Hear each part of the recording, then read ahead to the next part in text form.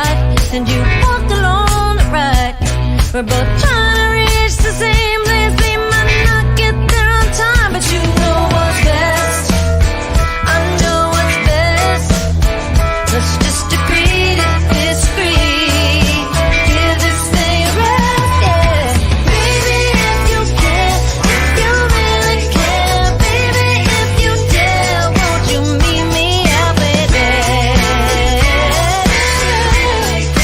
Baby, if you dare, won't you meet me halfway there? Yeah.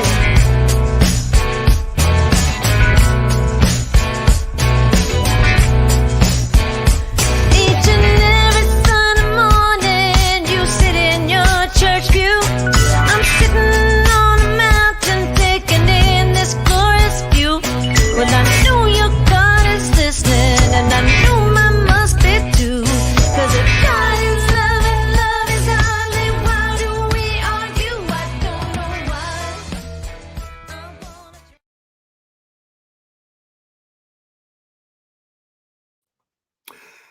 Absolutely fantastic. Thank you so much for everyone for joining us. I really enjoy this spot where we have a chance from Vater Percussion to be able to bring a message about music and the positive message of music.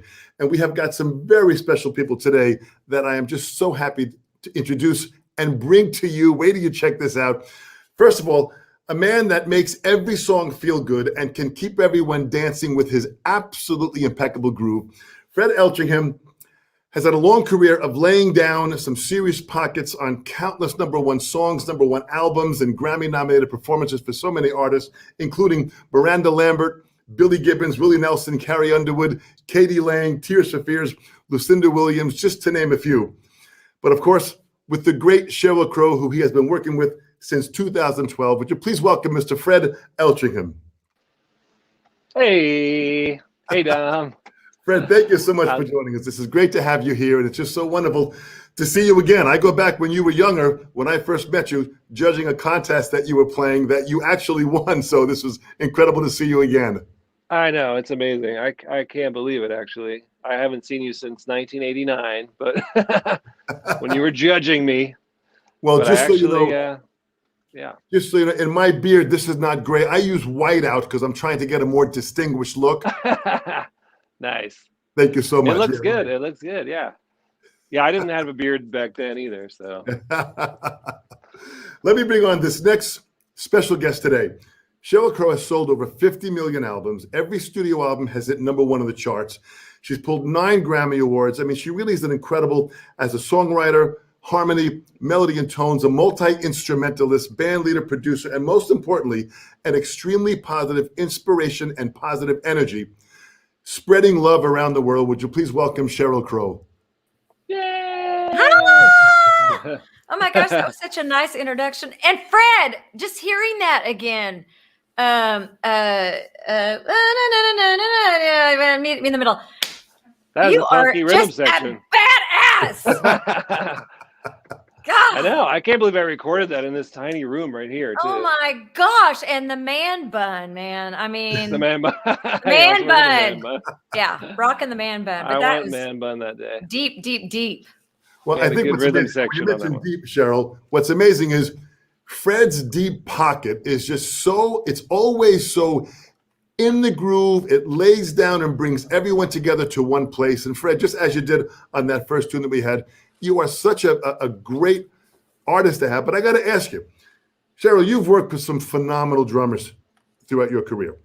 And what's amazing about it is that what are the requirements that you need out of a drummer? These are drummers around the world are tuning in. What is it that you need out of a drummer that you even require from Fred? Good hair.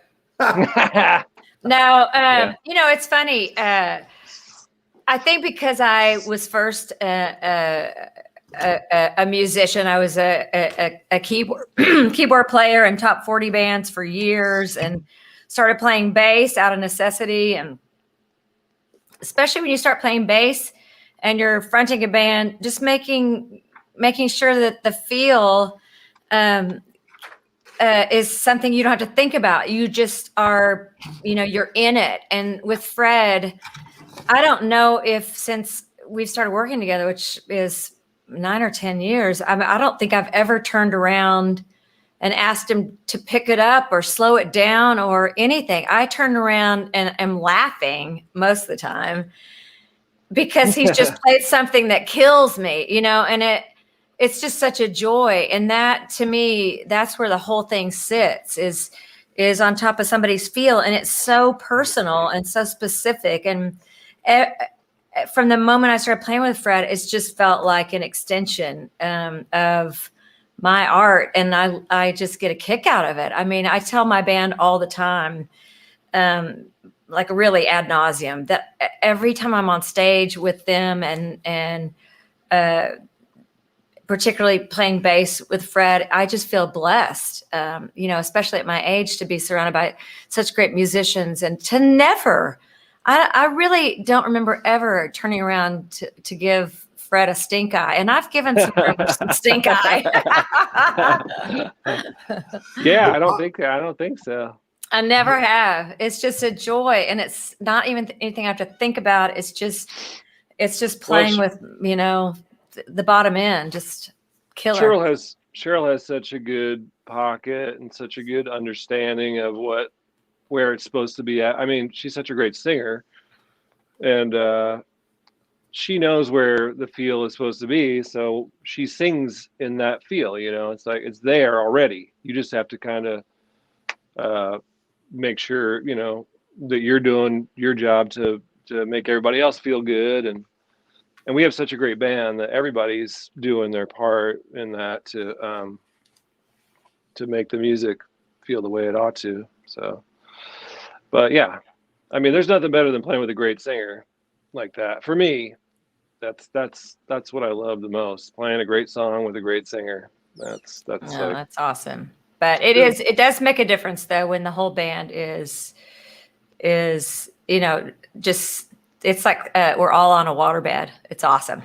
We're all supported and we're all simpatico. And so what happens is that we're in a dialogue and not having to think about, just not really having to think. We're in a luxurious position of having a drummer that we can just feel what we're playing and really not think, not worry about rushed fills, it's just all a feel thing, and it's glorious.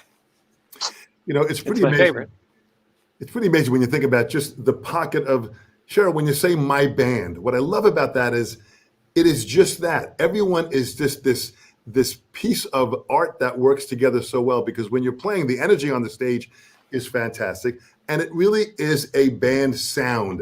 It really has a oneness to it, which has to come from incredible respect that each of you have for each other.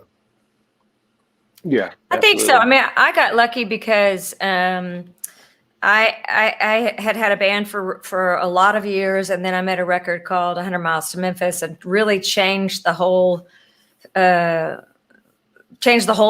and came off of that, and was in between making records, and was doing a few gigs here and there. And Peter Stroud, who I hadn't played with in quite a few years, but had played a lot of years with him, came to me and said, I've been playing with these guys and they are unbelievable. And they came to me as a band. It was Fred and Audley Freed and Robert Burns and Josh Grange. And then we added Jennifer Gunderman. She knew Audley Freed pretty good. No, they're married. But I mean, it's just such a great group of people who you could tell love playing with each other. And man, I was like a pig in slop, just surrounded by people who really brought it and still continue to bring it every night. And they're not expected to play the records verbatim. They're just asked to show up and be who they are on their instrument. And it's really been such a cool, fun, amazing time. That's why I'm so ready for COVID to be a thing of the past, so we can get back out and make up for some lost time. I'm ready. I'm ready for some gigs. Fred, when you're playing, is there a certain level of freedom you have when you're playing with Sheryl that, when she plays bass, you lock in so well. Then she grabs a guitar and she starts playing rhythm guitar that locks in. How do you feel locking in with someone like that especially when they're changing instruments. We've got to be honed in on that exactly. Well, I think the freedom just comes from everyone's spirit. It's not like, we're not changing up the songs like in drastic ways or anything. So it's just keeping it fresh and keeping the, Sheryl's kind of vibe there, that she's created over her career. She's really made a sound. Like all the time in the studio, people go like, "Hey, this one's got like a Sheryl Crow kind of vibe," or you hear that every week, like still. And so I think it's just it's keeping it fresh as far as like feeling the energy from the audience and off each other at each performance.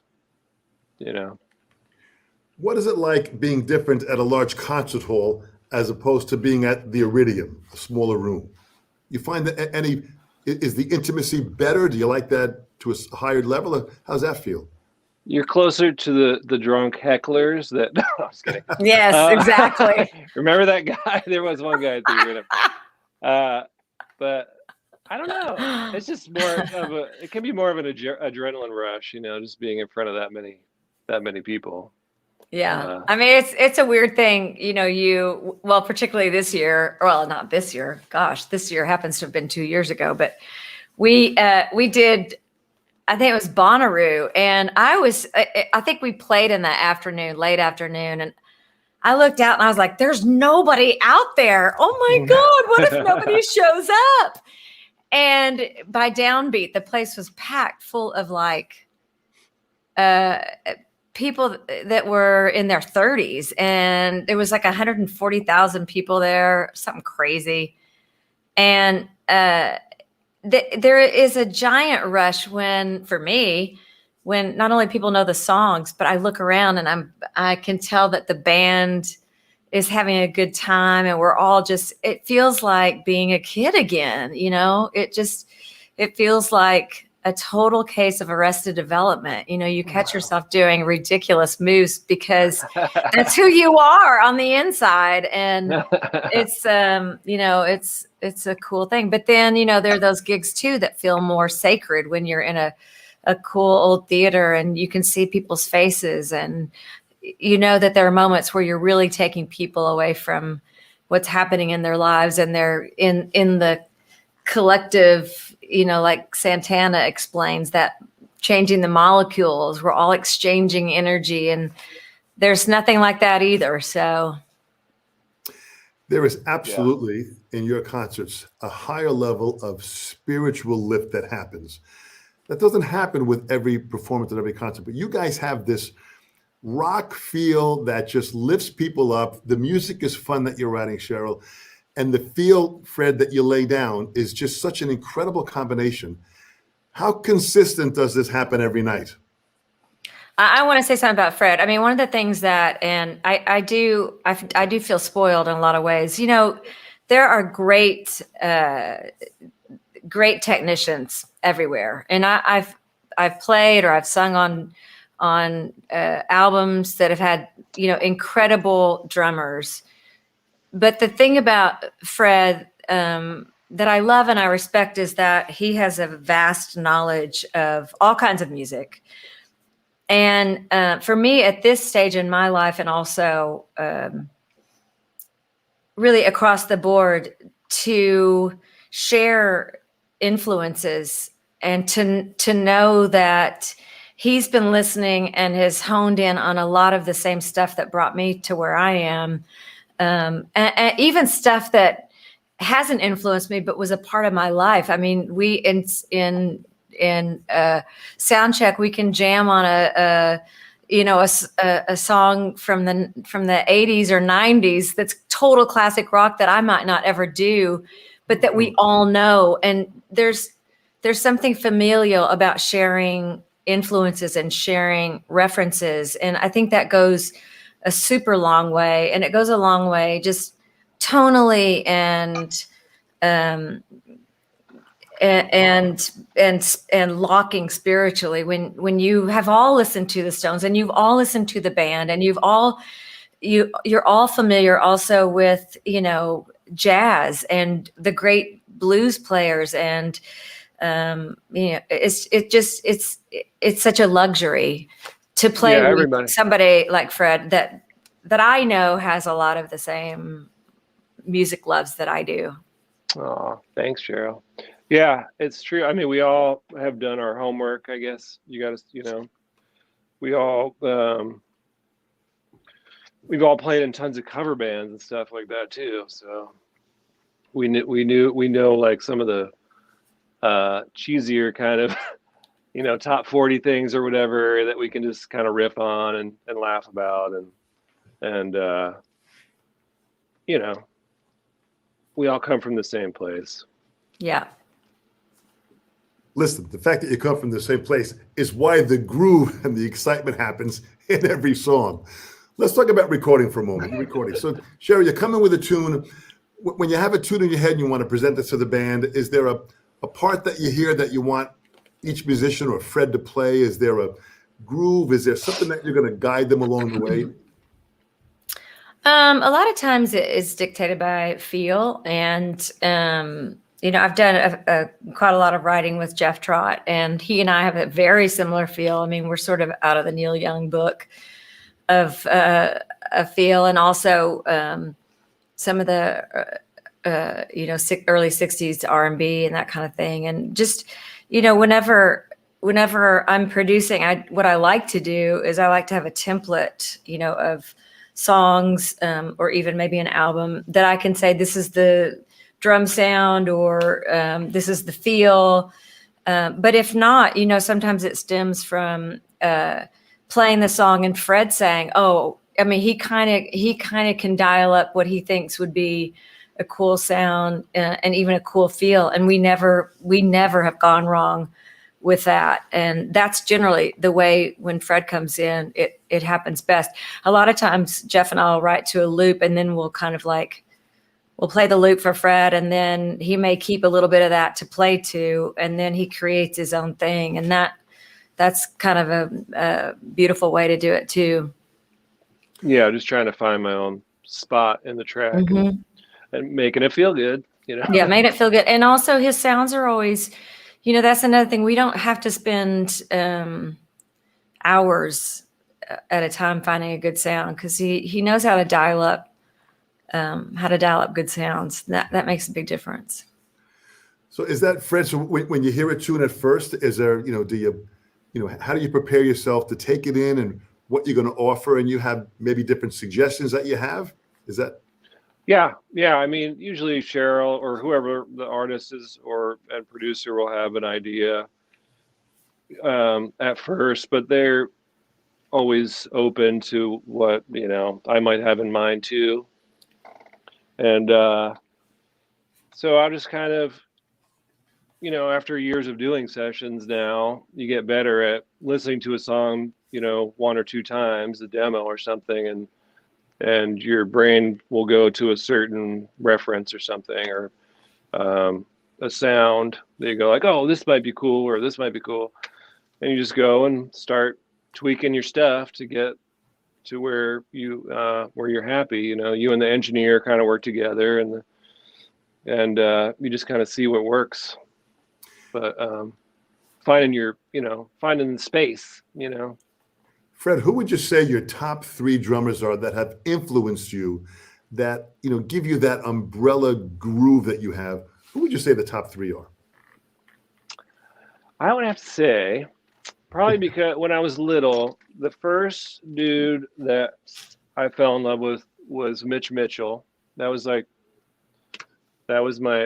guy when I was like 9 years old, Good one. That's a good one. Yeah, Mitch Mitchell. Okay. And then John Bonham was when I was little, that was That's a good one. These have kind of changed though over the years. There's so many now. There's so many greats that, and then probably Ringo, And Another great one. I gotta throw Charlie Watts in there too. I know that's 4, but Charlie, can't leave Charlie Watts out. I mean, that's everything right there, Yeah. And then there's Keltner, and there's Levon Helm, and there's all, there's so many, greats that. Okay, and that list right there, I can safely say, Fred, if I were to make a what is it? What are those things that used to make like a mood board? That would be Fred's soundboard, because that's one of the reasons I gravitate to his playing, not just because it's solid and not because he loves playing and he's like a kid and is excited like I'm excited when I'm in the studio or playing live or whatever, but I can hear those references, and I can feel when he's coming from this feels like a great spot for a Ringo fill, but I'm going to make it a Fred's Ringo fill, and it's good because he does, over the years, when I hear him on stuff he's played on, I can hear Fred, and it's I feel like a mom. I feel proud. What sweet. A wonderful, proud mom too that is, because that really is deep like that. And Fred, what's interesting is that you mentioned Mitch Mitchell and John Bonham and Keltner. They really were jazz drummers in their early days. These guys, even Charlie Watts, these guys were heavily into jazz. So is jazz a part of your foundation? Because your feel is so round even when you're playing rock. Yes. Oh, I think Well, the swing is so important to me, and I still practice along to jazz records and blues records and stuff to maintain that swing in my feel. But when I was little, Buddy Rich, my teacher, was a big Buddy Rich guy. And I got to see Buddy Rich when I was 12. Oh, wow. I saw him in Westchester, PA, at Westchester University. And I sat in the front row, and it blew my mind. And I used to record him every time he was on The Tonight Show. I would get the VCR and record his performance and study it and be like, because I could never do that stuff. It was just like, I have no idea. He was a freak, freak of nature. Yeah, you could take Manhattan and get off.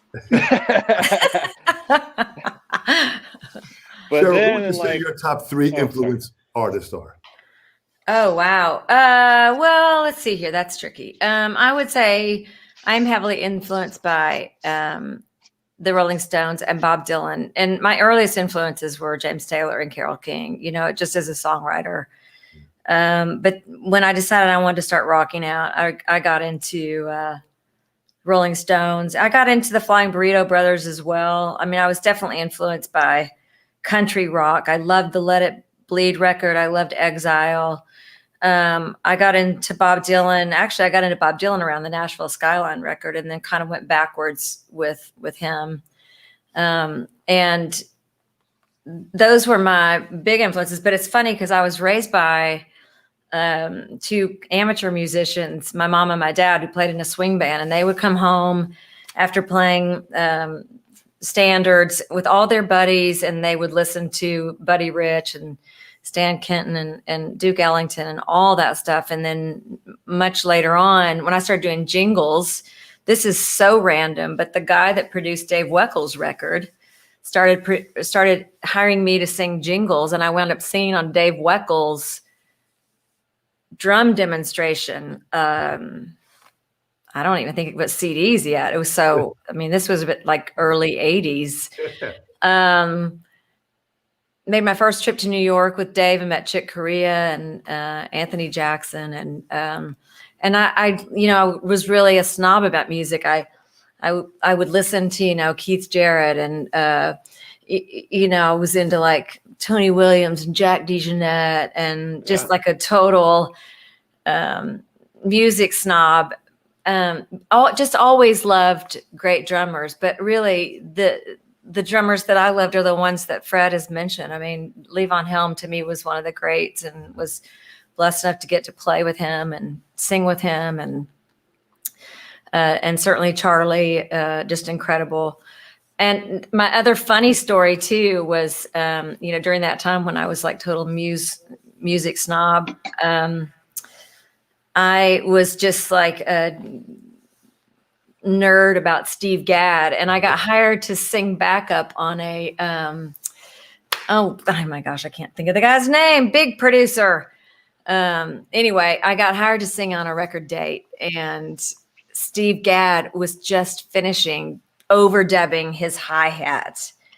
And I asked if I could stick around and watch him play his hi-hat. And, he had like a cigarette hanging out, and he was doing all that, like, I don't know what you call it when they're like, really intricate.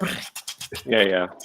And all that Steely Dan, French, all that, all that stuff.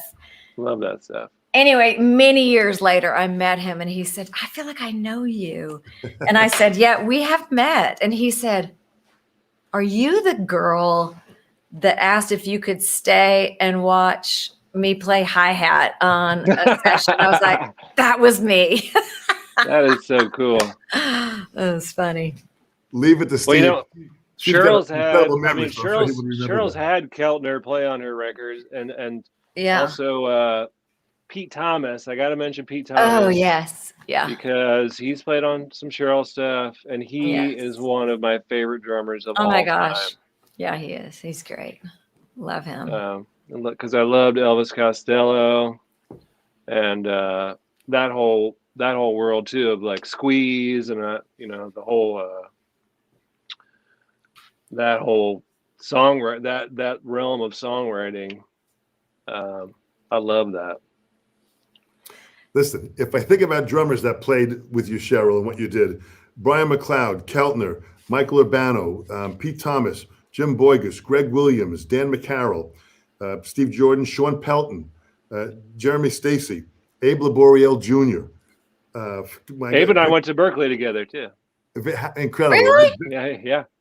Victor Indrizo. These are some phenomenal players. So you've always surrounded yourself from a rhythmical standpoint of such strong, groove artists. And listen, Fred, you have continued that journey of carrying that on for all these years. You're with Sheryl, driving the band with that deep pocket of what you do. What happens in a studio when you're in a studio and you start recording something? Are there questions sometimes about tempo? Are there questions about even the sound you want to use, Fred, and what you have? I mean, I know you like a lot of old gear, right? Yeah, I use a lot of vintage stuff.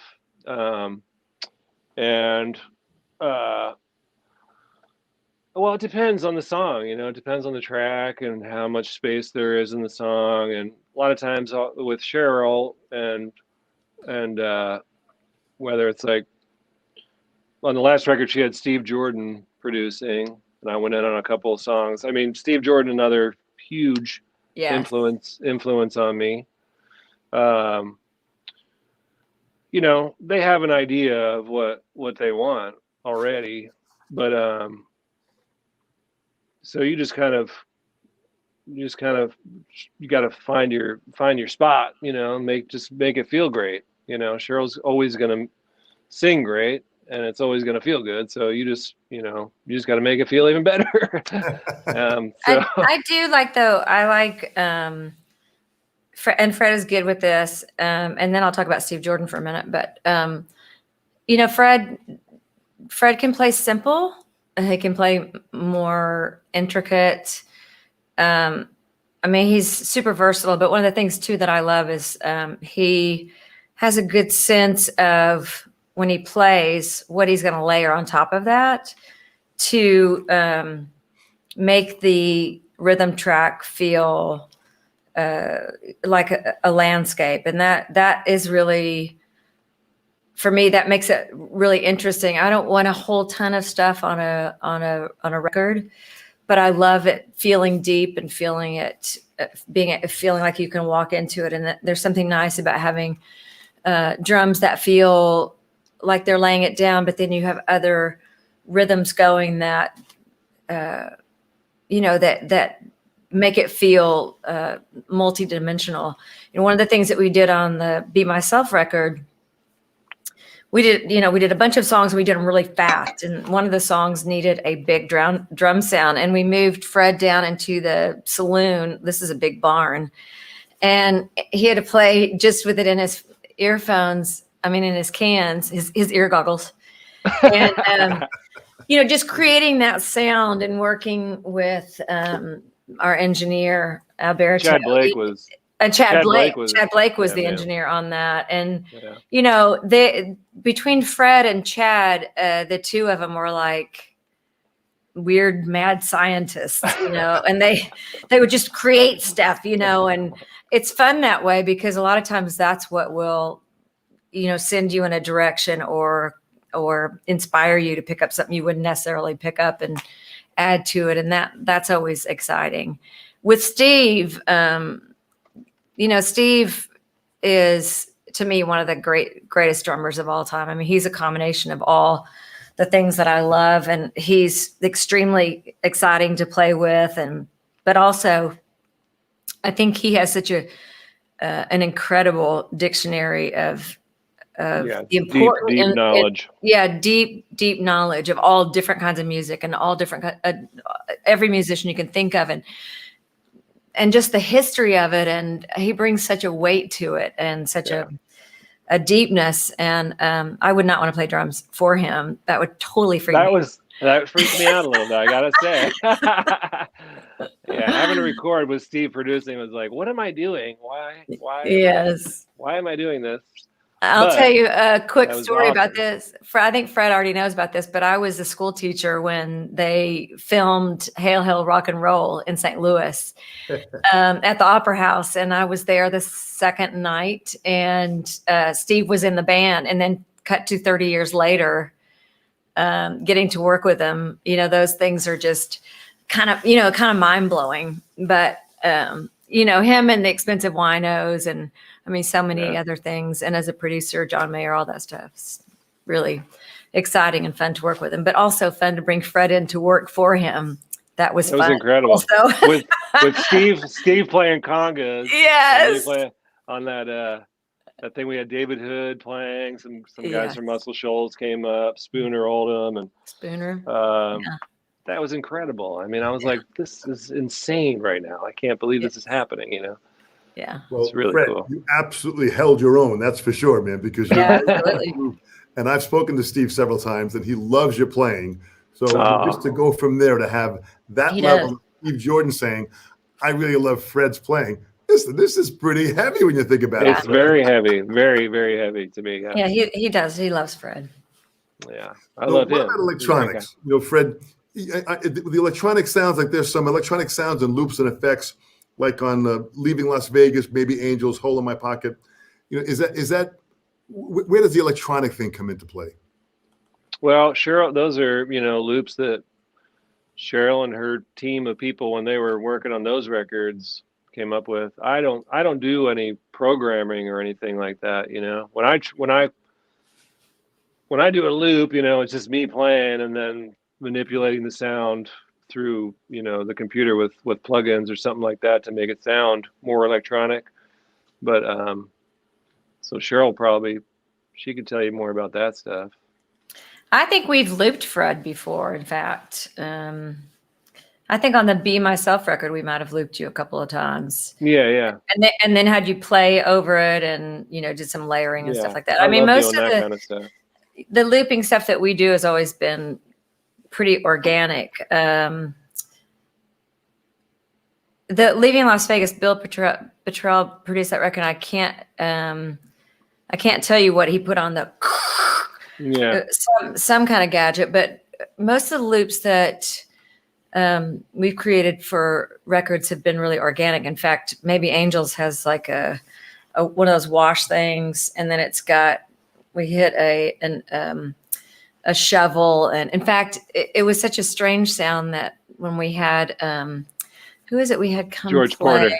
George Porter in New Orleans. He was like, I can't play to that.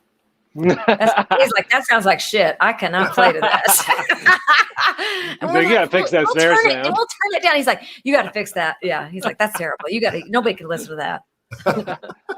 But it's so cool and unique. That sound. I love that sound on that. Bing! It's so cool. What about Sheryl? You had like a very percussive sound on My Favorite Mistake. There was like the guitar had a real like.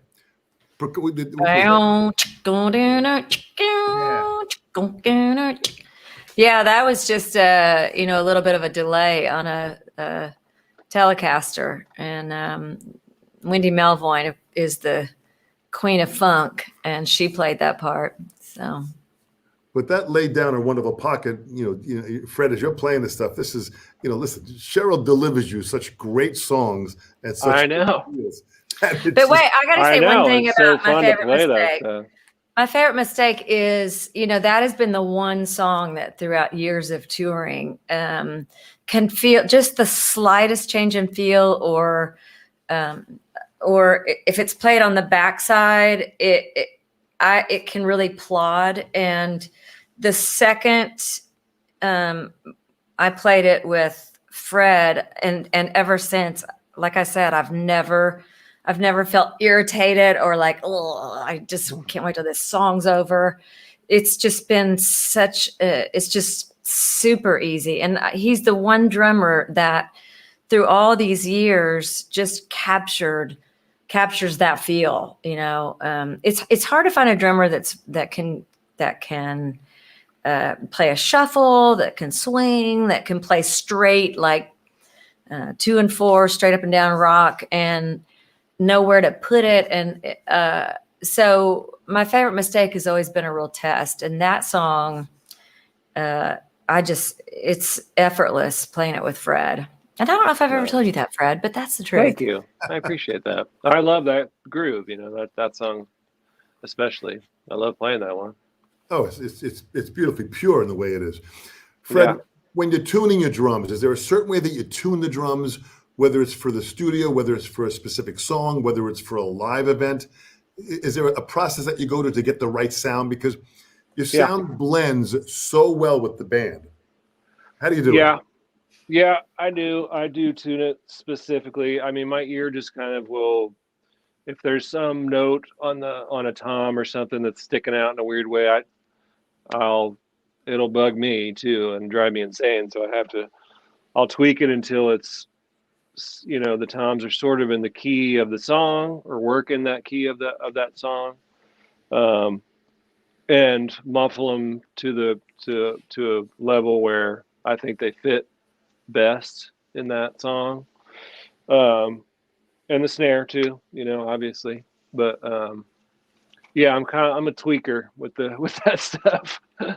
I'm always muffling and unmuffling and doing what I feel needs to be done, so everything sounds better to me. You're a seeker and a tweaker. That's right. I'm a seeker and a tweaker. Sheryl, I got a kick out of, I saw a video of you taking a tour of your studio, and I noticed some really cool old drums that you have back to the, it looks like back to the 40s and 50s. They just look. Do you use any of these here? Do you see those old Ludwig painted drums? Absolutely. Uh-oh. Hang on a second. My drum demolishing my setup.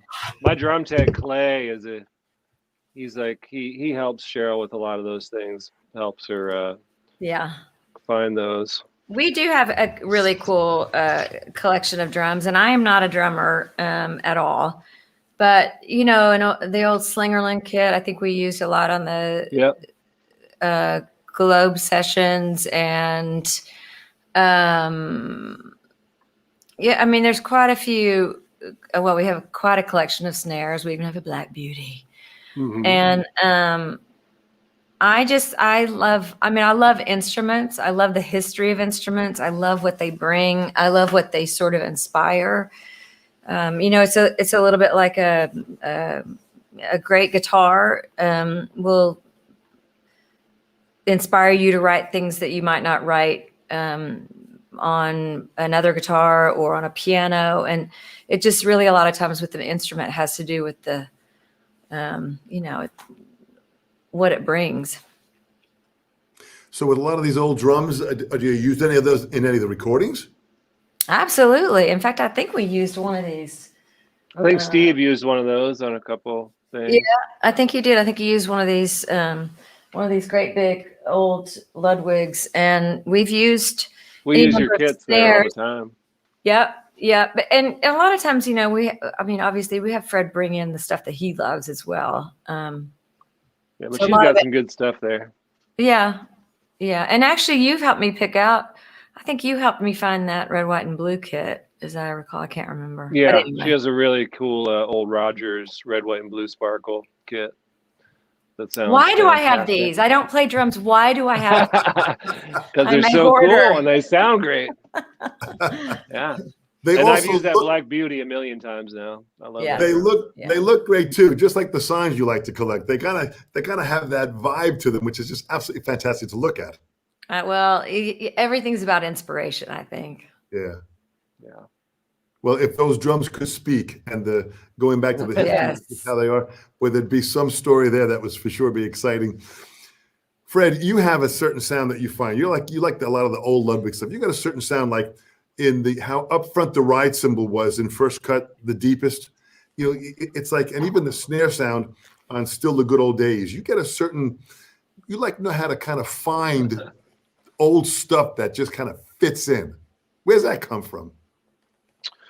Well, I think both those songs were not me, but I don't know, man. I just like I just kind of have an ear for the older gear like that, I guess, or picking out I have a huge collection of cymbals at this point and snares, and you kind of after some time you figure out which ones work well and for certain songs or certain vibes, in the studio. And so you'll pull that snare out and tweak that to fit each song differently, depending on what you're going for. So I don't know. It's a work in progress. You're always trying to pick the right thing. It doesn't always work out the right way, because sometimes you'll hear stuff later and go like, oh, why did I do that? But yeah, searching for a new sound is a good thing to do, I think.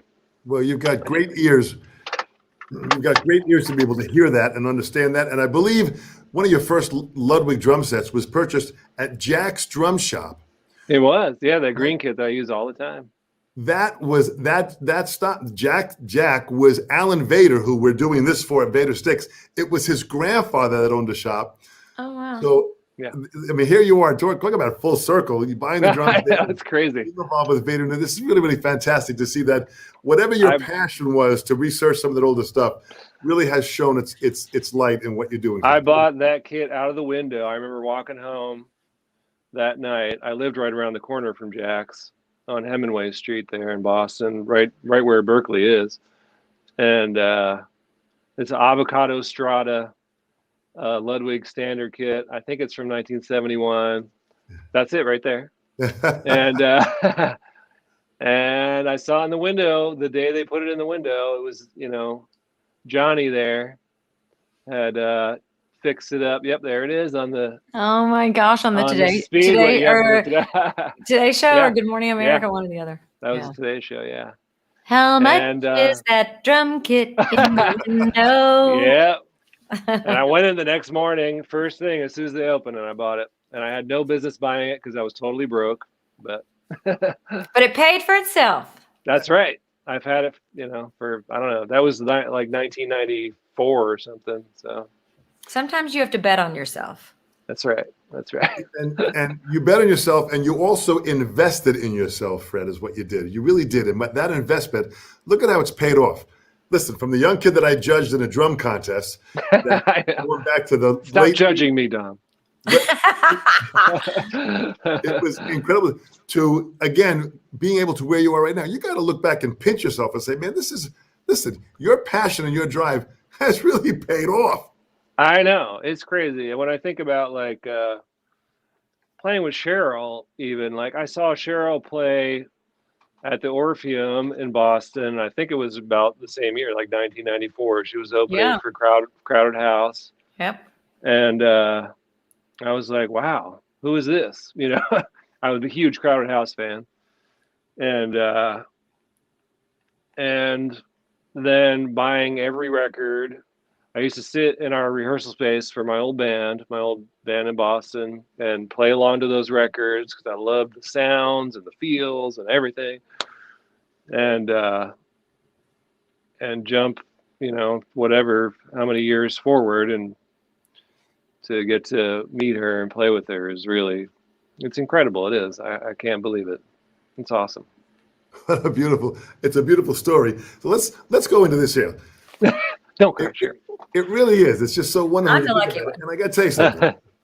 Sheryl, your whole life it's got a movie to it. There's a movie here someplace which has all of this here in just the how you lift everyone up. You get to a live concert. What is it that you need from that band live now? You're out live. You're out. Is there a certain mix that you need that you have to hear? Is there a certain comfortability of where you want the band to set up? Oh, well, it's so odd now. It took me, it took me what felt like a lifetime to get used to having in-ears, because I was so used to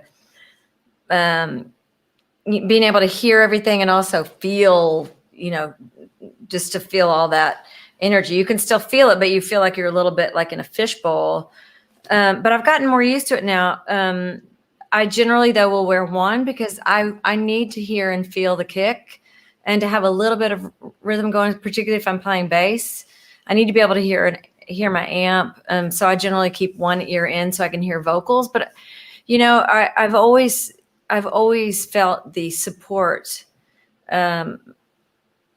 just not only emotionally and physically, but particularly musically, when there's a great solid drummer behind me. And this, particular band, there's never been any kind of, like, I never know what I'm going to get. I've had musicians in the past that really bring out all their, whatever the mood is on stage. And, sometimes they're shoegazing or sometimes they're really giving it. This band, has, every time we've walked out on stage, there's just been a joy that emanates and a sense of gratitude that we're all still doing it. And a lot of my joy comes from that, but also just not having to think about where the song is sitting. I mean, once Fred counts it in, it's just, we're just in it, and it's really a luxury. And if you've worked with drummers before, that you've sort of been in a push and pull over feel, it's not as much, it can be agonizing, it can be tiring, it can be kind of irritating. But to be supported with a feel that you don't ever have to think about it, you're just feeling it and just in it. It gives you such liberation to do what you do and what you want to do, which is communicate and exchange energy, and it's just really cool. And I get a huge joy out of that too, knowing that the singer, Sheryl, or whoever it is, feels that comfort level. That's that's a huge part of what I love. And I can't tell you the many times during a show where I turn around and look at Fred and laugh. I don't know. It's just fun. It's just like, it is fun. I don't know. I do feel like we have a thing. We do. Absolutely. Yeah, we do. It is obvious you guys have a thing with the band on stage because it locks in fast and it stays there for the entire show. I get to, that's rare that you have that. Absolutely. Yeah. Sheryl, you're changing from guitar to bass, sometimes to keyboard, even harmonica, and sometimes accordion. Where did you learn to play all these instruments, and how did you, when you make these changes, how does it feel? Because each different instrument requires a different balance of what you're hearing from that band and how you make that change. Well, I mean, I did study piano, and I actually got my degree in classical piano, but I will tell you, I hanging by the skin of my teeth, just by virtue of the fact that I can play by ear. And so whatever the piano teacher played to me, I would play it back to her. And, I can read still, but I think for me, music and instruments has always been an extension of self-discovery. And when I've been interested in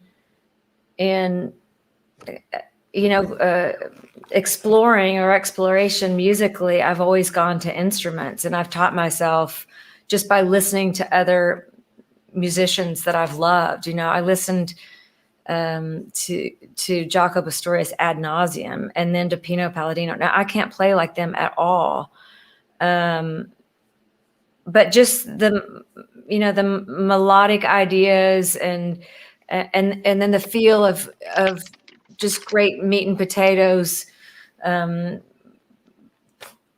bass players. That's what's given me a lot of times the feel when I'm writing a song is I'll write on bass.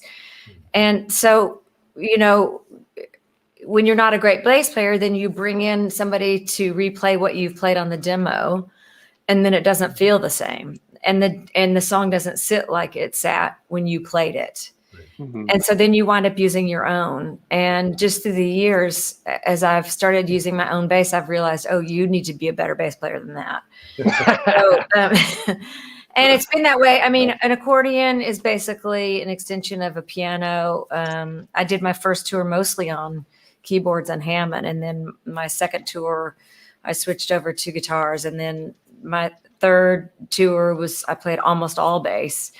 And it's just, as a musician, it just keeps it fun and interesting for me.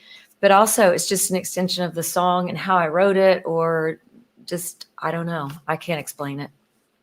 Listen, the fact that you could even mention an influence of someone like Jaco is pretty deep. The fact that you've done that kind of listening, man, you really have done some research. I'm really impressed with Cheryl knows her stuff, man. You really I also will say my kids always kid me about that I was born in the Jurassic period. And I was, when you got a Joni Mitchell record and you read the album credits, which is what you did when you were a young musician or a young kid aspiring to leave your hometown as a working musician. You knew all the names. I knew all the names of all the players, on all the records that I loved. I remember meeting Lee Sklar, and I remember meeting, obviously, Danny Korchmar. I can remember waiting tables, and Neil Steubenhaus came in, and Russ Kunkel, another amazing Russ drummer. Kunkel, another great drummer. And, I beat around LA for a long time and waited tables and hung out at the Baked Potato. And I saw a lot of my heroes and a lot of the names that were on those records. And that meant something to me. I hope that with technology, we haven't thrown that part of it out the window, where you listen deeply and you check out somebody and then you realize, wow, one of the reasons I love this record is it's the same guys that played on that record. And I hope that still exists, Yeah. Well, I think it for sure does. And I think for people to seek out, these names that you've mentioned, I want people, when they watch this and when they go back and watch this again, all the names that Sheryl and Fred are mentioning, I want you to pause it, take that name, and then do your homework and do the research and go back and research these names, because obviously these are names that have influenced them. So when you're going back and you're hearing Sheryl and Fred on stage and you're excited, you got to go back and listen to who they listen to kind of see the depth of where you guys are coming from. This is really fantastic. Yeah, it's like the same thing where I'll sit in this room and practice the records, which is what I've always loved doing since I was a little kid, and play along to like Tony Williams playing with Miles or whatever, or Herbie Hancock or something, and then play along to a Taj Mahal record with what's the guy's name? Chuck Blackwell. Chuck Blackwell. Yeah. Sick drummer from Oklahoma. And, I may not use that stuff all the time, but it improves your feel. I know it does, just having that influence and listening and playing along with those guys and playing along with the people they're playing with. Mm-hmm. It affects you. It really does. It's important. I think so.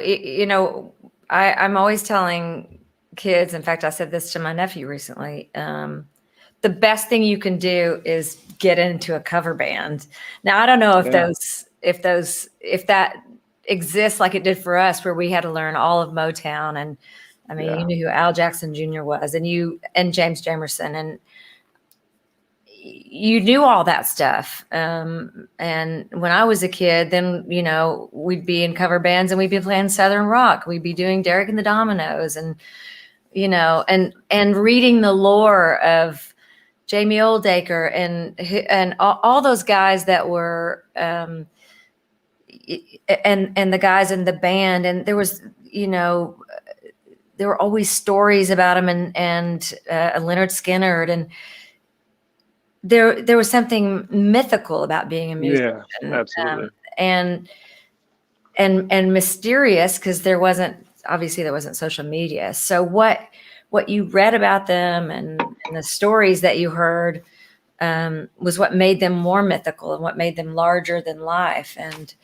I kind of miss some of that. I miss that a singer was a great singer or a great writer, but the band also created that thing that was their sound. Yep. You learn a lot from just listening to what that guy chose to do on a specific song, and it's so important.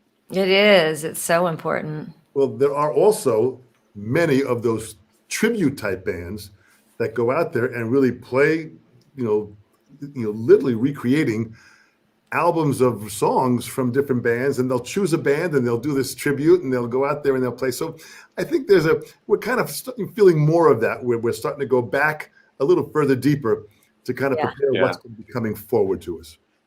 Yeah, actually, Fred and I talked about this.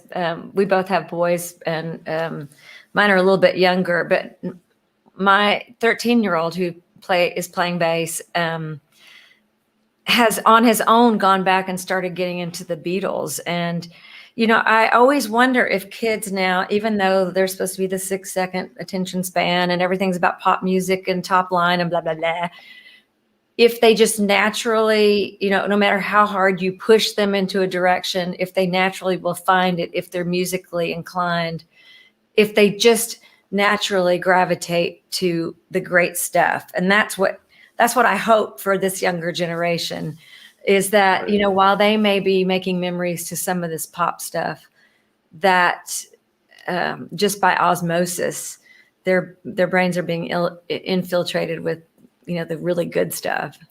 Oh yeah. Well, there's nothing makes me feel better when, like, my older son, Truman, he plays guitar. My younger son plays piano, but Truman will come up to me and be like, "Dad, have you heard this Freddie King record?" And I'm like, it makes me want to cry. I'm like, yes. Thank you. Yes, thank you so much for asking me that, and for knowing who Freddie King is. It's the coolest thing ever. It's incredible. Yeah. But the Beatles are like, it's an endless supply of inspiration. It never ends. Yeah. You listen, every time you listen, you hear something different. You go like, oh my God. I know. I never heard it that way, or I was hearing it this way. Why did I hear it like this? It's incredible. Depends on what you're. That's true. The time of day, and It's also important to understand the power of a school music program. How important that is to keep these kids involved, but to have the school music program informing these kids of what they, really would be inspired to listen to. Yeah, absolutely. And we're losing these programs all the time in the school music program. We're losing tons of school programs, but it seems like it's such an important part of the rounding out of a child in today's world. Oh yeah, I've seen it. With my kids, it's incredible what music has done for them, and finding friends and finding their people. You know what I mean? Right. It's so important. I know. Yeah. Fred, let me ask you guys, in closing, Fred, what would you say to these young drummers that are out there that are just phenomenally inspired by hearing what you're doing and all the different recordings that you've done and your work with Sheryl over these past, almost 10 years, 9 years or so. I mean, it's just amazing to see that you've laid this groundwork down. What would you say to this next generation, Fred, that can give them the inspiration and hope to continue and keep going? Well, you just got to do it. You just got to live. You just got to you got to put in your 10,000 hours, like they say, and do your homework musically, and play with a bunch of different people, and just stick with it. Do it for your love of music. Don't do it because you think you're going to make this amount of money or whatever. Just do it for your love of music and just stick with it, because the slow burn has worked pretty well for me. It's been a long slow burn, but I love that. I'm constantly learning and constantly meeting new people to create music with, and it helps. Each relationship inspires a new idea for the next project or whatever's happening. So it's a huge community of people all over the world that you can meet. It's a great language to have. So just stick with it. Beautiful, Fred. Yeah. Thank you so much. Well said. Sheryl, you are in this leadership role, especially with females. We're getting a lot of female drummers now. It's starting to spark up where they're kind of coming in and accepting the fact that Awesome. they can do it. And you Yeah. have always been this incredibly positive force that you've lifted people with your music. You have lifted people with just your spirit and your attitude.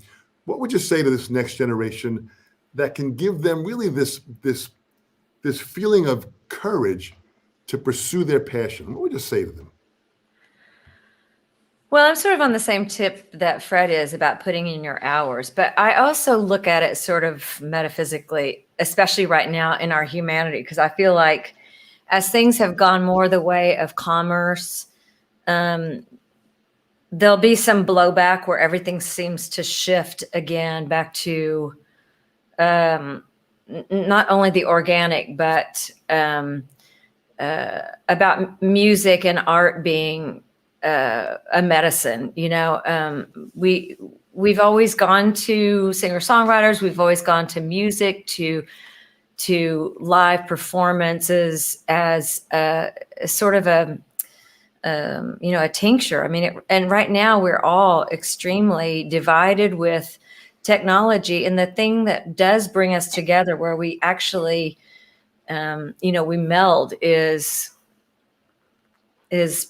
song, words, melody, rhythms, grooves. It's what binds us together. It's what we share, whether we like it or not, is the molecular thing that happens when you're listening to music, and it opens the mind. And I want to tell kids, if you're drawn to music and you see yourself doing that, continue to see that in your mind's eye, continue to see yourself walking towards that. And what the universe will bring you will be what you can't even envision for yourself. You'll be brought into the company of musicians that will make you better, and that will strengthen your voice and your message, and that will actually lift your art. And that's, I'm at a point now where I look at the band that I'm with, and Fred included in such a major way, of looking at it and thinking, what a crazy life that we get to be together, making sounds and creating energy that actually makes people feel. And what a incredible job that is, and what a great blessing that is. So for any kid that wants to do that, the possibilities are endless because of the need for you to step into it. So it's all there for you. You just have to work at it, put in your time, being the best you can be. Listen to the great artists. There's no mystery as to why they were great and why they still get played on the radio. And dig into that and just absorb it and digest it and own it. Boy, guys, I love your passion. You both are incredibly passionate people. And you really kind of hit this one and clearly where everyone has to learn to listen to understand the words that you're saying, because that's what will drive them. You both lift people to a higher level. You spiritually raise them. This is, listen, what you're doing for humanity, especially in a world now because of this crazy pandemic and where the world is at. We need you out there more so now than ever before to go out there, lift people, and offer something which you guys do so well. When you're playing music, you deliver hope. That is something which is a huge responsibility. You both do it well. On behalf of the Vater Company and the time that you have blessed us with, I thank you so much, Fred Eltringham and Thank Sheryl you. Crow. Freddie! Fantastic. Yay. Dom, thank you so much. It's been Thank you, really Dom. fun. Freddie, I love you. You're awesome. I love you, Sheryl. Thank you so much. No, I Thank love you you. guys so much. We'll see you soon. All right. Bye, guys. Okay, Thanks. Bye. Boy, this is so fantastic. I want you all to go back and when you watch this again, listen to it and all the names that Sheryl and Fred mentioned. I want you, again, pause, do the research, do the homework, and you'll understand where they are able to draw their inspiration from as they continue on this incredible journey that they're on. Thank you so much for joining us. We're going to have on February 16th, we're going to have Morgan Rose from Seven Dust. We're going to have Abe Cunningham. We're going to have Roy Mayorga is going to be with us. So there it is. Thank you so much for that. They're all going to be with us. So come on by February 16th. We're going to have some great fun with them. You guys have been great. Thank you so much. Dom Famularo here. Thank you so much. Chad Brandolini, who's my producer on these events. Great job. Thank you, Alan Vater and the Vater Company. You guys are the best. I'll see you all next week. Bye-bye.